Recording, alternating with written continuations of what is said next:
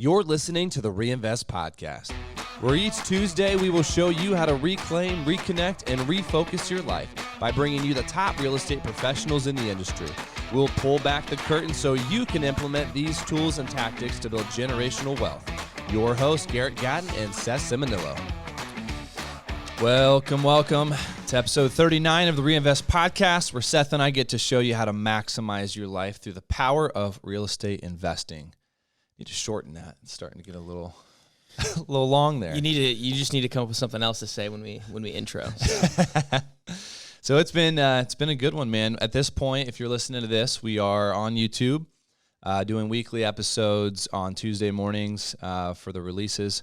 So please, your support is what helps us keep doing this. We just hit over 2,000 downloads since we started this a little over a year ago. So be sure, if you've enjoyed it and haven't left a review yet, please do that. That would be helpful and a huge blessing to us. Man, it's been awesome. We've had a lot of different guests on throughout the last year that we've been doing this. But today we get to hit somebody a little bit different, who's in real estate, but also more the tech sector. So Zach Bowers, a former Lima native, is with us today. Zach, how you doing, man? Oh, I'm doing great, guys. How are you doing today? Doing well. Good. I was telling you on the phone some of kind of the pieces that were connecting in my head when I had heard that you were associated with Tribevest, and that was something that you had started with. But our first interaction happened on a basketball court. Yeah. And, I'm not originally from Lima, but when I came here, the Bauer brothers kind of had this notoriety about them, and you guys would kind of like roll in together places. Was that intentional? Did you try to like intimidate people through that? I hope not.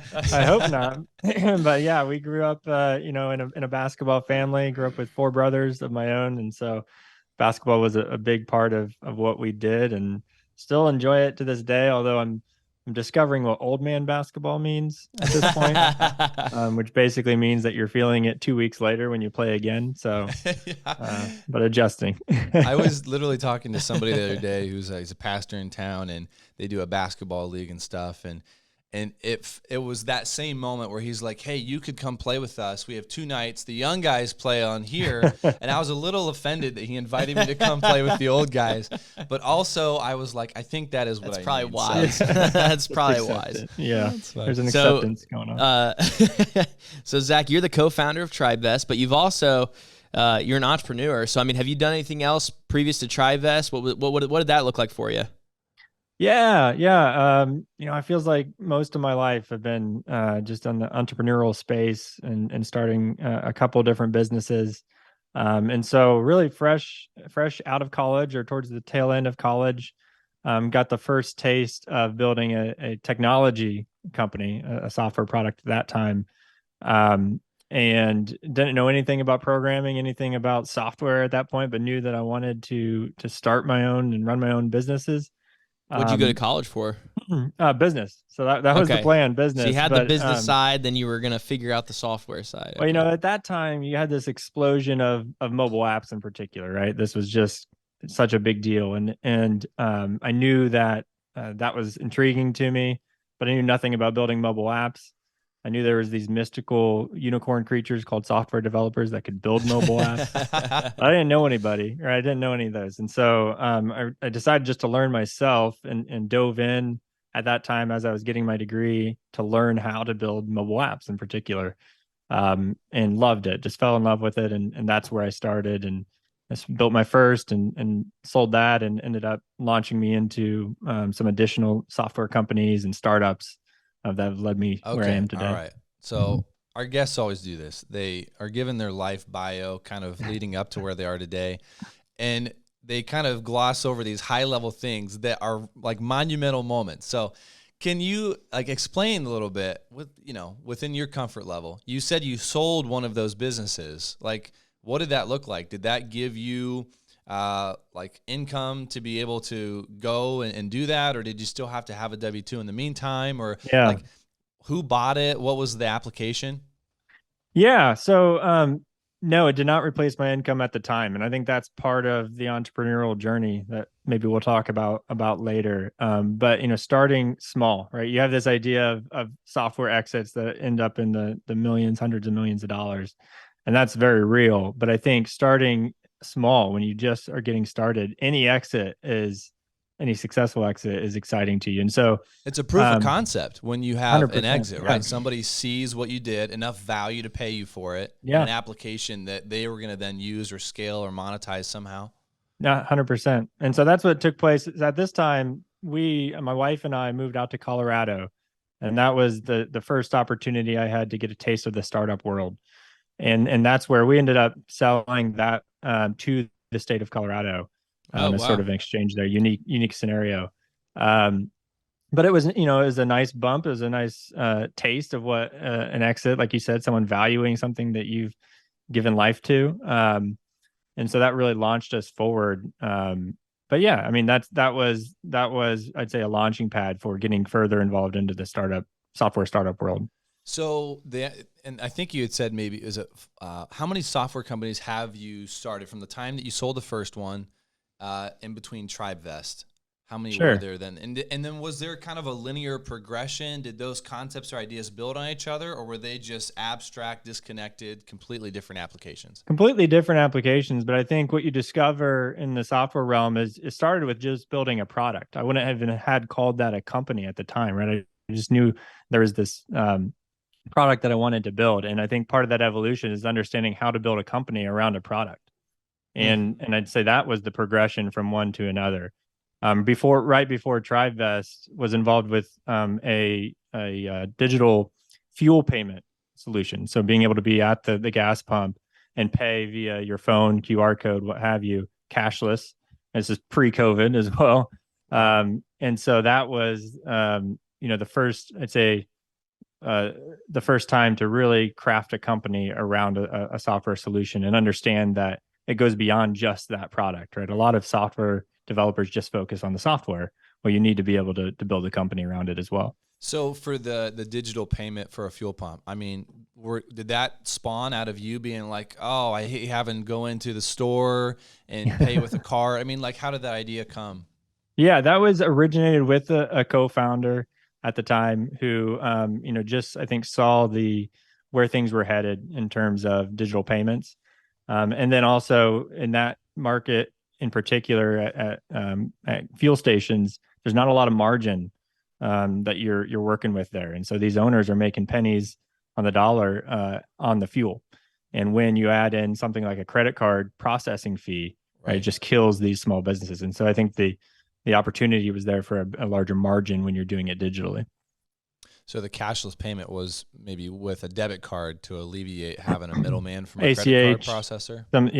Some of those non-card related payment processing. So with that business, did you exit and your co-founder is still doing it, or did another company buy you guys out? Yeah, regret it. That's one of my largest regrets in terms of past experiences is we chose to walk away from that right prior to COVID. And timing is so much of everything in the startup world. And so I think knowing what I know now with where cashless payments were headed, and of course now you see that everywhere. Yeah. But it actually opened the door to Tribevest, and so I can't say I fully regret it. You're like, but why can't I done both? Yeah. I want my cake and eat it too. No, I think that's interesting from an entrepreneur perspective, right? Hindsight's 20/20, and many times it was those things that got you to where you are today, but you could have done things differently, right? Yeah. So, do you look back on that, and even maybe how you sold? Do people stay in and keep an equity position?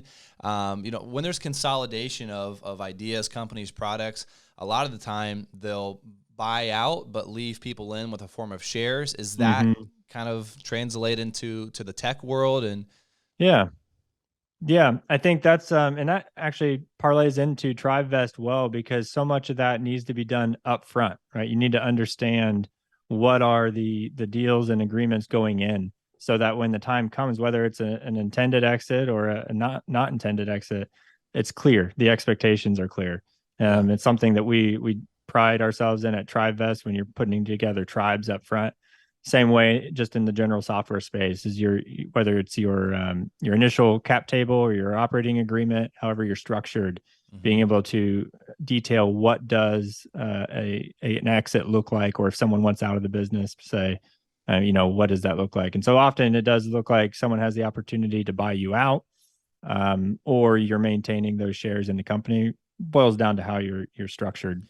So now you are in Tribevest. You're doing this full time, right? So for our listeners, why don't you just explain what is Tribevest? It's not Sure. The application goes beyond just real estate investing. Yeah. So why don't you maybe explain a little bit of that too, just so we kind of all have a base for what we're talking about.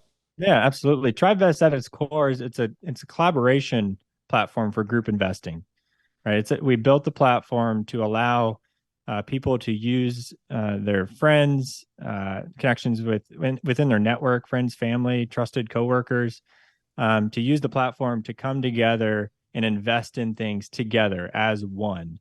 That really does things like mitigate the risk, allow you to overcome capital barriers. It's just a way to really leverage your most valuable asset, which is your network. And so the platform itself allows you to structure that group in a way that's going to protect the relationships, walks you through creating your legal entity, your operating agreement, getting everything on the table up front, and then ultimately pooling your capital and tracking it via the cap table and the capital ledger. And then we also allow our tribes to bank directly from the platform. And so it's really an all-encompassing product that allows you to group invest together. And I'd like to hear kind of how you guys discovered these pain points or thought to bring this kind of one-stop shop for group investing. But if you've ever been in an investment partnership before, everybody just got through filing their taxes, so by the time this drops, it'll be a couple months ago, but everybody's like, crap, I got to track down K1s or issue K1s, and I've got to get that to my tax accountant, and he's asking me all these questions. And so, just even tax season is super complex. Somebody's, going and being the gopher, going here, going there. And then, all the distributions and monitoring all that stuff. So it's complex to have one partnership. Like Seth and I, we've kind of said like, hey, we approach our partnerships with much more strategy, and we don't just kind of haphazardly jump into them anymore because of even just the noise that it creates in your cost, mind. The complications. Takes up your brain space. So I guess elaborate a little bit. I'm always fascinated when that first idea, because at the end of the day, people have had ideas probably before about something like Tribevest. Yeah. But there's a gap between, execution and having that idea. Yeah, so much wrapped up in what you just said too, around those pain points, and it's trade-offs, right? There's benefits, but then you recognize the pain. But really, the origin there started with Travis Smith, who's our CEO, and I met Travis again coming off of the fuel payment company. There was introduced to Travis via a mutual friend, and we talk about the origin tribe, which was actually Travis and his brothers over a decade ago, long before Tribevest. Wow. And if you want to see that full story, he tells it well on our website at tribevest.com. But essentially him and his brothers realized that they wanted to build wealth, but also realized that they didn't have the capital to do so. And they said, well, how can we do this? And so I met Travis, and he started to tell me this origin story about what he'd done with his brothers, and having 4 brothers of my own, and having had very similar conversations when we get together, when we're out somewhere. Oh, you know what we should do? We should buy this together, or we should do this. And everyone's had those conversations. But to your point, it's just difficult to go from concept to execution, right? And so Travis began to describe this experience he'd had, and had other people asking, well, how did you guys do that? How did you, because ultimately they were able to pool their capital and sort of establish very over the course of time, very roughly, that first tribe. And so he had this vision of, how to spread this to the masses. So that's when I met him, and they were just sort of had this idea. They were working very manually with people to test this out. And having identified with that story and bringing my software background to it, I could see the vision for a platform that became what we call a neutral third party, right? It's a platform that takes all of the emotion out of it. It doesn't have to be you hunting down your family and friends for a check. It doesn't have to be you, right, going and finding certain documents, but this neutral third party that could give life to this concept of a tribe. And so we met, immediately hit it off, and that's when we really started to build the platform today. Anybody who's even interacted from a consumer standpoint with some kind of software can appreciate the complexities, especially when it integrates multiple services into one platform. Sure. So like regulation comes out and changes something in the baking realm, that trickles down and affects how you guys operate. I mean, just so many things. You've probably, how many services do you guys have to work with to make sure that your platform is able to facilitate that environment? Yeah, well, you hit some of the most complex, which is the banking, because we do offer full business banking from our platform. And so there's the banking side and then the legal side, right? Being able to file your LLC or your entity in any of the 50 states. You can do that from the platform. Being able to draft and ultimately sign your operating agreement and do that from the platform. And so the banking and legal by far are the two most complex, keeping everybody safe and in line. The KYC, know your customer banking regulation that goes on behind the scenes. Those are the two that are most complex, and we have to keep a close eye on any changes in that arena. But we also have great partners behind the scenes that have made that much more seamless than it could have been. So the cool thing is, so for people listening to this, the application for you and your friend or your two friends, it doesn't have to be like a quasi handshake agreement, and you don't have to spend hours trying to find an attorney and be like, I don't really know, I'm not used to talking to real estate attorneys. You could download this app, you could go through the process, and then you can have an actual agreement that protects you and your friends and your relationships with those friends because it's all spelled out, and then you can invest together through that. The other application, the first way we heard of it was through Left Field Investors. Mm-hmm. Yeah. And so they have people pulling together in tribes.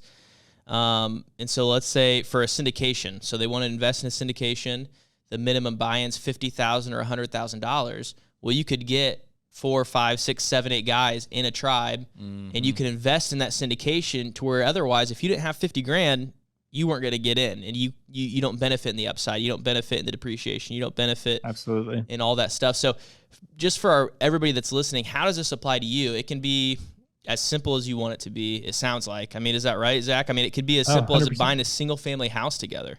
Yeah, and we've seen it all. You're talking about thousands of dollars and hours that you save. You would have otherwise had to gone through multiple professionals. And we like to really brag on the fact that depending on the state you're doing this in, we've seen tribes in as little as 24 hours go from concept to having a legal entity, an operating agreement signed, capital in the bank, ready to deploy into whatever investment it is. Which is unheard of for places like California and New York. Really unheard of. Anytime you talk about legal work, banking, real estate, everybody thinks about California and New York because they 100%. Operate totally different. So the fact that you guys have figured out a way to do that for all 50 states is pretty incredible. And it gets multiplied to the nth degree by how many members you have, right? The complexity gets multiplied. You're right. But yes, application could be anything. And we've seen it all from people buying single family homes, buying a vacation home together. Real estate's really popular, of course. So syndicates, as you mentioned, is a big deal, but also people investing in startups together or starting a small business venture together. Really any group activity that involves some sort of investment or capital pooling, we've probably seen it. It's very cool. So, okay, when there's something so kind of broad sweeping, it's hard to even it's like AI. It's going to change things, and you're like, well, we don't know what how. All is it going to change? It's going to change everything. So with Tribevest, how do you educate people? I mean, I know you hit a couple laundry list things, but is there like an FAQ or a spot that somebody can go and say, oh, I wonder if this would be applicable, and they go to check it? Well, something that we've just fallen in love with is telling our tribe stories. And so you can go to the website and watch, there's 20 plus tribe story videos where we just start to tell the stories of our tribes, and you get a real taste of the different things that tribes are investing in, and get a different vantage point on where they're coming from. Everybody's different. Some have the capital up front and want to do this together. Some are overcoming those barriers together. So if you really want to get inspired and see what you could use this for, that's a great place to start. Our chief storyteller, Julian McClurkin, who's also a Harlem Globetrotter, is the one who does those tribe stories, and he just does a great job. So I'd go there. You can get, I mean, I'm pretty confident pretty quickly you'll have some idea of what you could do together through Tribevest. Yeah, we'll provide those links in the show notes for some of those specific pages. So here's the $1 million question. What do your tribes look like? Yeah, my brothers, right? I joined pretty quickly, joined on two of my brothers and a close friend of ours. We are in a tribe together. And I got to tell you, it is one of the most fun things we do. It gives you the benefit of getting together for a purpose, right? Even if we're not making an investment every other week, we meet regularly so that we can just talk about what are we going to do or how are our investments performing. It's an excuse to get together and talk about some of the things that we're most passionate about. So it's my tribe is four of us. We contribute a monthly amount just to keep for operating expenses and things into the tribe. And then we're certainly keeping our eye out for investments. So we've invested in a startup, syndications. We've looked at laundromats as a potential next investment. So we're getting ready to deploy our capital again. We just haven't determined what that looks like yet. Wow. Very cool. That is really cool. So there's some community that kind of fosters around it. Yeah. You guys are putting money in monthly so that you could take on another investment. Now, here's a question. That partnership of four, do you have one tribe even though you're invested in multiple things, or do you create a new tribe for every investment? Yeah. Us personally, one tribe, we invest in multiple things. And that's because we're a pretty tight-knit group. We're viewing this as a very long-term thing. But we, on the platform, encourage tribes to consider branching or making multiple tribes for each investment, of course, depending on what the nature of the investment is. But you see that a lot with the syndications.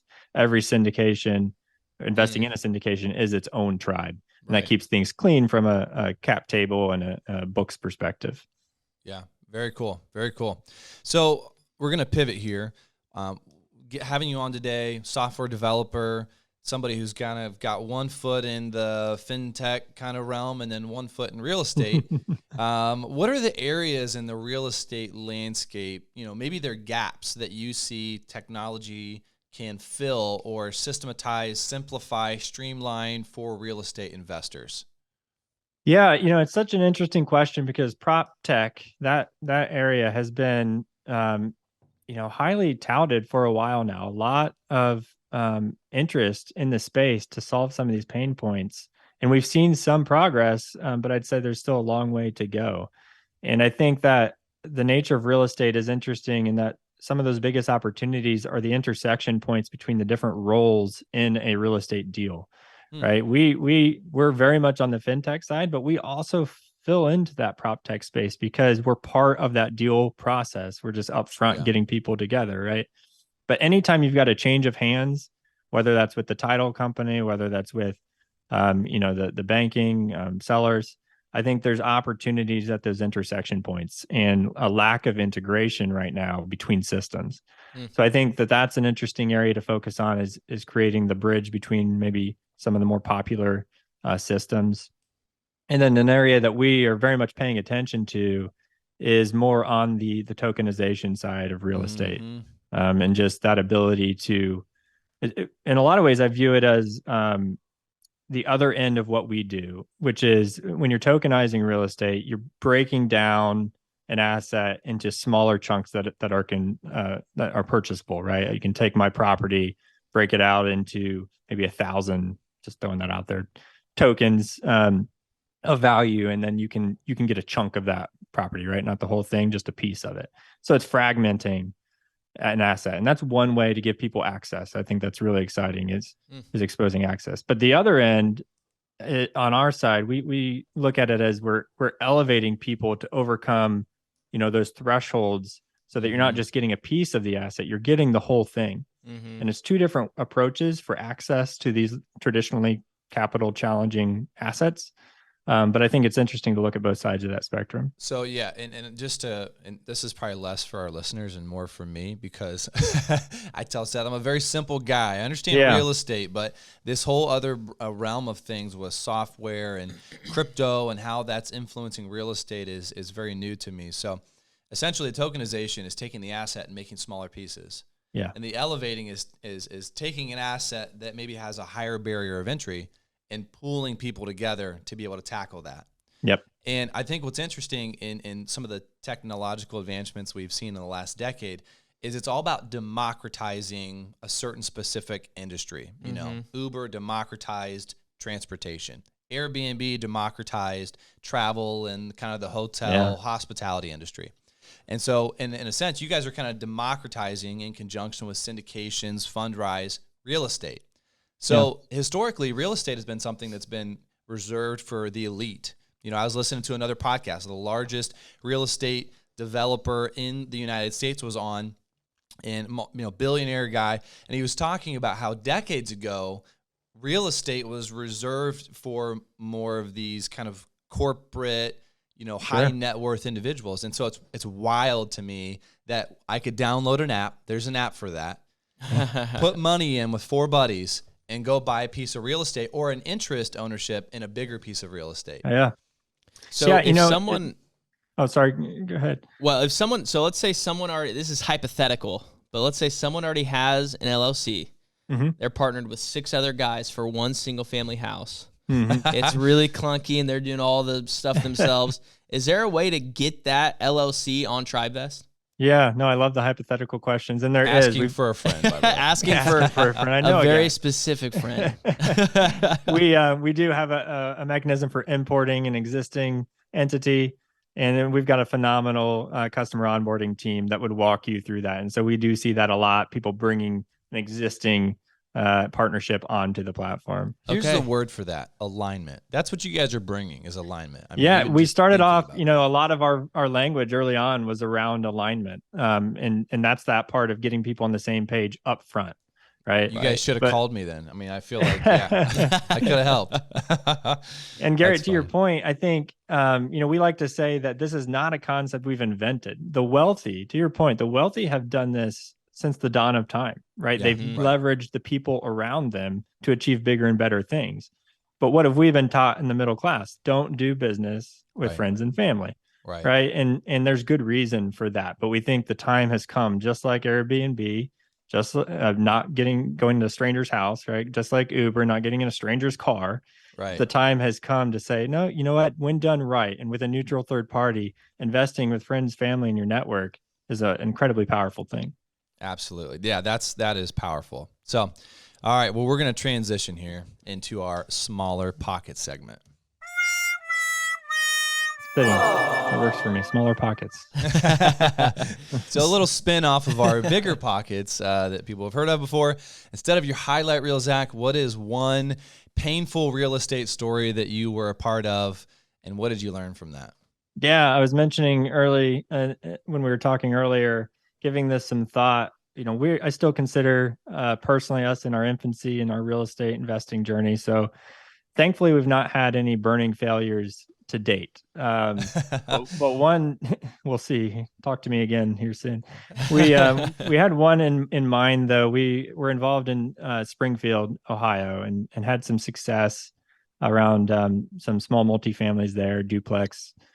And this was one of our first ventures. I think, our second, it would have been our second when property. You say we, who is that? Sorry, my wife and I, personally, okay. Our family, not our tribe, not my tribe.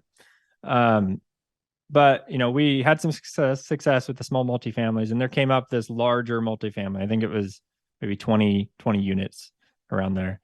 And a pretty good price point. I can't remember off the top of my head, but Springfield, I think similar to Lima, has been pretty affordable compared to the Columbus market, and was really excited about the potential there. And I think in retrospect, realized I was biting off more than I could chew, right? A little too aggressive too early on, which is probably my nature. and tried to make that deal work. In the end, the partner that we were going to go with from a financing perspective didn't work out. But come to find out who did acquire that property, surely is underwater. It's been an absolute disaster to try to renovate those 20 units. Wow. And have just followed along from a distance of that. But I think the takeaway for me there was just there's value in starting slow and working your way up. But when you have some success early on, you're excited to jump those few steps to some of those larger properties. Had the financing partner followed through on their end, would you have moved forward with it? And financing partner, I mean, a friend of mine, we were going to go in together. So the financing on his side, I would have moved forward with it. I think we would have. Wow. I think now you're like, whew. Saved. Yeah. I think at the time it was a timing issue because he was, tied up in some other properties that weren't going to liquidate anytime soon. So yeah. All right. Well, we're going to jump into our next segment. It's our little nugget. So what is one practical takeaway or piece of advice for our listeners to implement into their real estate investing business? Yeah, I think, a couple come to mind, but one initially is just being biased towards action. Is something that I've really clung to throughout my journey. Especially in this day and age of so much data and information and I'm all about it. But it's so easy to just analyze yourself to death. And I think early on in your real estate investing journey, you've probably heard you're not going to make or break on that first or that second opportunity. And I have found way more success in being biased towards action, being biased towards actually making a move, and learning from that, good or bad, than would have ever come if I had spent so much more time, analyzing it to death. So I think bias towards action. And then the second one, I'd say, well, you said one, but I'll give you a second. It would be a freebie. Success, whether it's entrepreneurial or real estate, I think comes as a culmination of all the previous experiences. And I think that it's real easy to think, I'm going to try this or find another opportunity, find an investment, start another venture, and then it will click. And that will be the successful one. And I think, again, in retrospect, every success you have is just the culmination of all those things prior, and each one is building on the next. And so, I think take heart in that it's not a one shot opportunity. Yeah, dude. So I had a local pastor, because I had a ministry background, and he was talking about, sermon preparation, right? And so you're always preaching every Sunday. Or if you're me, you're just always preaching. But he was like, my goal in preparing sermons is I just want to hit singles and doubles. Yeah. And, I've since taken that advice and applied that to pretty much all aspects of my life. So many times when you're hungry, you're, ready to get started, you want to start swinging for the fences. And when you start swinging for the fences, typically your form kind of starts to go. It's like being on the fairway. And you're like, I'm going to drive all the way to the green. And what happens? You slice, you shank it, because there's a breakdown. Your form isn't ready to handle that capacity and that force that you want to put forward on it. So singles and doubles culminate, and there's that hockey stick kind of growth that you experience. And it's like I have to hear that again and again and preach that to myself. It's hard. So. Yeah, it's hard because in a moment, it never feels like you're hitting that home run, right? Mm-hmm. In the moment, it feels like you're hitting another single, and that's not what anyone is typically in the game for, right? Right. So it's difficult. It's something that you do need to remind yourself of often. Very good. I think in the last minute and a half, we've hit like 3 or 4 sports references. We got like golf and hockey and baseball and maybe something else thrown in there. We need a pickleball reference. So good job. To appeal to an older demographic. Very cool. It's a young man's game retirement now. Sport, by the way. Younger people are now playing pickleball. Dude, I was just listening. It was either a podcast or at a conference, but they said now a lot of the new Maltese people want pickleball. And so it's a young man's game now. I am one phone call away from one of the top pickleball players in the world. I'm serious. I have him in my phone. I could call him right now if I wanted to. Wow. I'm not going to.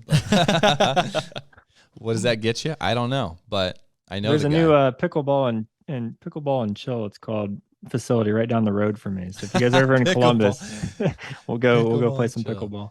I have mixed emotions with that. Yeah, rightfully so. So Zach, what's been one of the greatest resources in your real estate investing career, entrepreneurial career? Yeah, I listen to a lot of podcasts. I try to read more than I try to listen. So there's some really valuable people that I've just picked up a lot from. Bigger Pockets was huge early on, of course. I think like a lot of people, and a lot of the same books as in the real estate front. I was trying to think of something really tangible here, though, other than the standard stuff. And this is maybe a little bit random, but I have spent so much time in the population data that is free. If you've never dove into that, forget the website. It's the government website. And I think people maybe don't appreciate how much is available through that. There's so many different surveys and censuses, of course, and other things that you can get really valuable information from. And we did that initially for 20, 30 different cities in Ohio when we were getting into our initial real estate investing and just trying to evaluate the trends in the direction that things are heading in these different markets. And that all came from the population data. And so something very tangible to consider. So that's the Bureau of Census, whatever. That's interesting. We had another guest talk about that in terms of her underwriting process. And, I think one of the things that our generation struggles with is we have too many options. And true. We're barraged with, well, you could go here to get it. You could go here to get it. They're going to have the same information, but packaged in a slightly different way. You kind of forget, hey, we could actually go to the source. Right. Absolutely. And, kind of immerse ourselves in that. So that's good.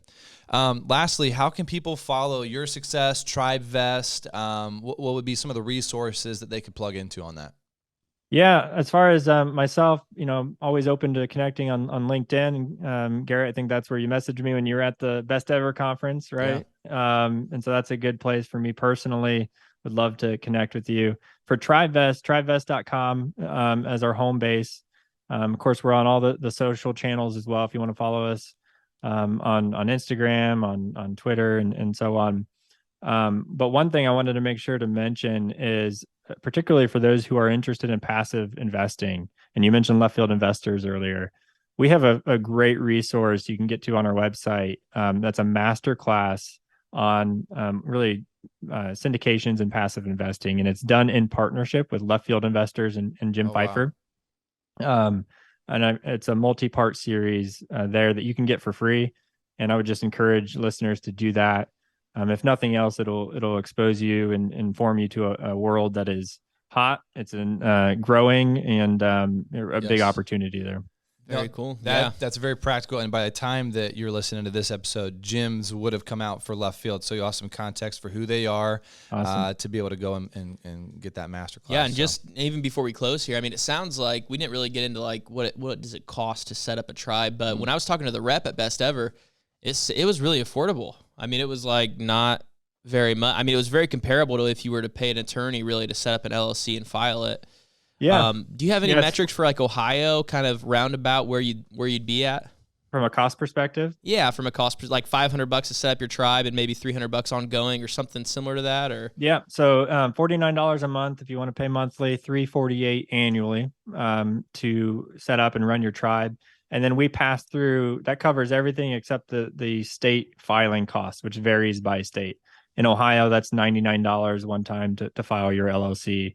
But yeah, $348 a year and $49 monthly is the price point for Tribevest.